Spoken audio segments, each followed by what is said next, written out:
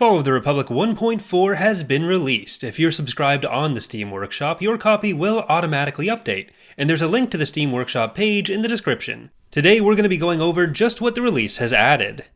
The biggest addition to this new version is a third playable faction, the Hutt Cartels, with a fully fleshed out roster of unique space and ground units, unique factional mechanics impacting their economy and bolstering their defenses, and of course a variety of unique heroes.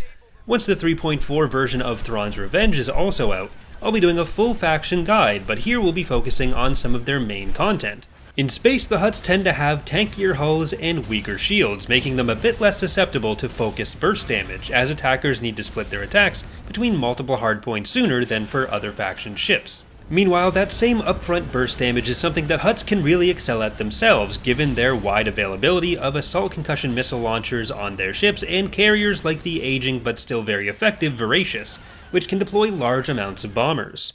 On top of their core roster, making use of Hutt designs from multiple sources, the Hutts also have access to a pirate base, which gives them a couple criminally sourced additional unit types at a bit of a premium in build time. You'll generally want to put these on planets that otherwise have lower level shipbuilding facilities. On the ground, the Hutts rely on a mix of infantry and speedy skiffs. Making sure you have the right skiff for the job is incredibly important, backing up your WLO tanks and disruptor-wielding battle slugs, which are also supported by long-range MALs.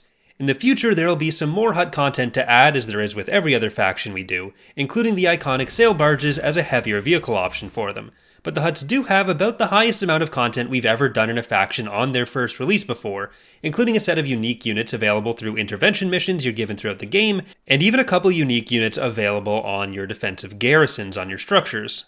The unique government mechanics of the Hutts follow two of the different political components of the cartels. First is the remobilization of the Hutt Empire. The Hutts famously don't tend to use their military as a first resort, especially aggressively, but over galactic history they've developed new armaments and deployed them as needed. The Galactic Civil War and the Empire's build-up saw the Hutts developing multiple ships and fighter craft types themselves, and in the post-Yuuzhan Vong galaxy they rearmed completely. So by completing certain mission types and deploying ships to Butana Hutta, or the Garden of the Hutts, which we'll get to in a minute, you'll earn points towards full Hutt remobilization, unlocking new, more advanced ship types which are generally pulled from the Galactic Civil War era, up to and including the massive Dorbulla battlecruiser. On the flip side, the criminal Underworld is another important part of the Hutt faction, which we've represented through two main elements. First is the Hutt economy. Rather than building tax agencies, the Hutts will be building cantinas, which allow them to build smugglers, and those can be used to make credits on enemy worlds. We can't use the base game version of this because of certain limitations in how those are able to be deployed, so we've developed something a little different ourselves. Each enemy planet can have up to 5 levels of smuggling on them, which you grow by building a smuggler from a cantina and then leaving it over the enemy planet. At the end of the week, one of them will be deployed onto the planet. By the 5th level of the smuggling network, you'll be making 100% of the enemy planet's base income. So with their economies coming so heavily from smuggling rather than their own worlds, the Hutts are able to build tall, something that factions in Empire at War are less traditionally able to do. And without needing to spend as many build slots or influence on tax agencies, the Hutts are able to rely on certain other structures like labor camps, which other factions aren't able to rely on to the same extent. Over time, this smuggling mechanic is something we intend to attach more effects to and causes to, and the enemy factions will have more ways to deal with it. But right now we wanted to keep it relatively simple, so the only way it's decreased is by a planet being conquered. And keep in mind you cannot smuggle from your own planets.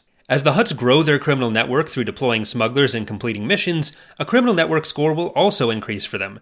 Once they reach 100, the Hutt Council will be approached by Darth Maul and his attempts to create the Shadow Collective.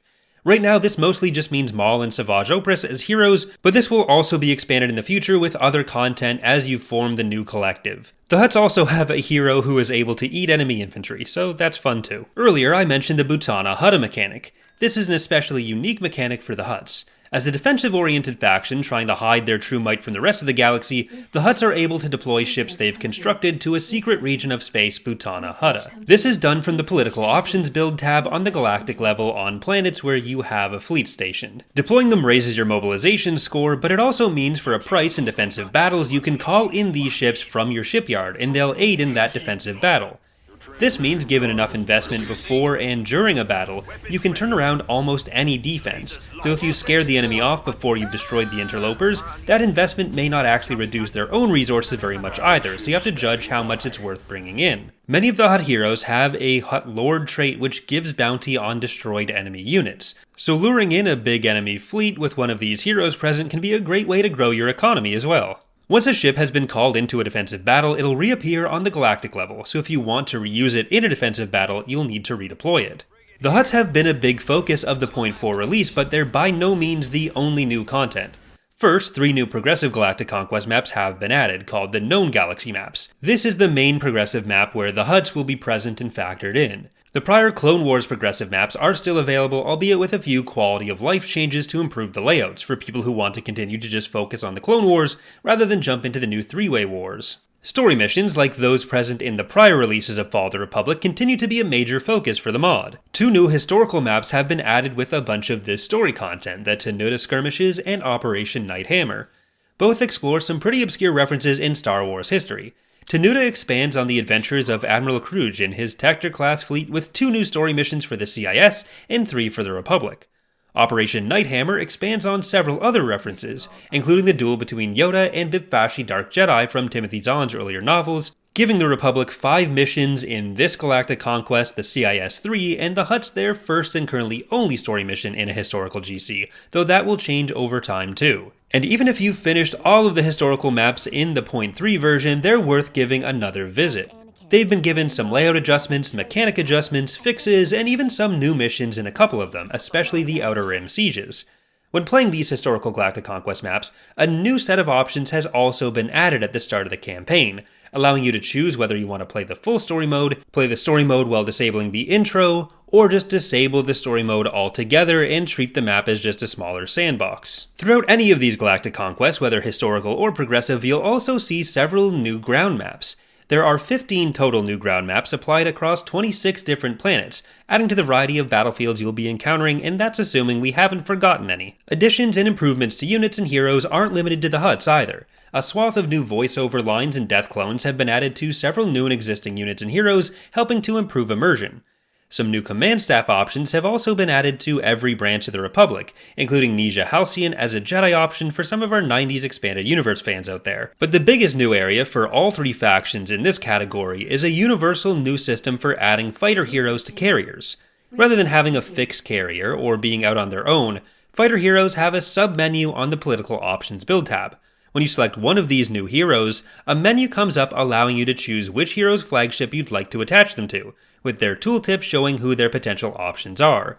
At least a few of these options now exist for each faction, though technically the Hutts only have one currently, but it's a Gungan pirate, so that counts for at least 5 or 6 from the coolness factor alone. For the CIS, most new units are reward types for their sub-faction support missions. These are the Neomoidian Guard companies for the Trade Federation, Skakoan Engineers for Techno Union, Persuader Assault Droids for the Commerce Guild, and the long-requested Super Tank, which are also for the Trade Federation missions. On the Republic side, there's a few new units specifically for the pre-Clone Wars version of From the Ground Up, along with being used for Sector Forces starting units, which can be gained by the Republic through integration of Sector Forces planets in other maps.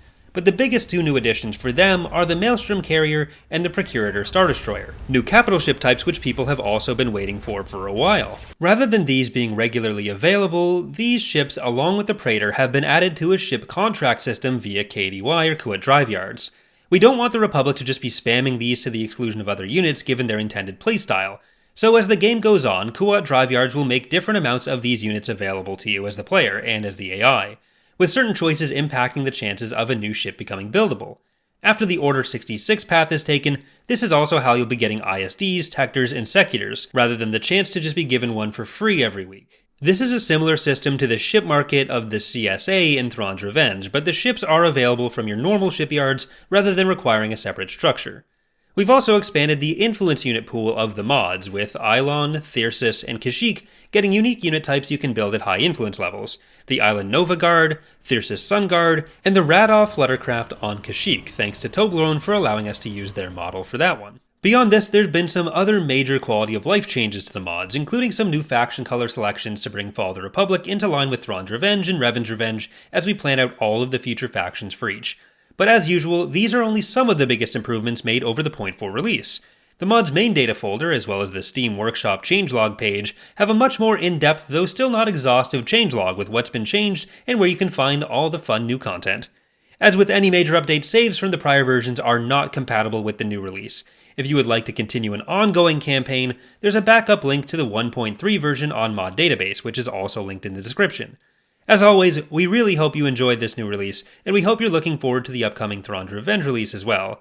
If you'd like to help in testing for that, members at the Commander rank or higher, which is attained by being at least slightly active on our Discord, are able to participate in all of our beta processes.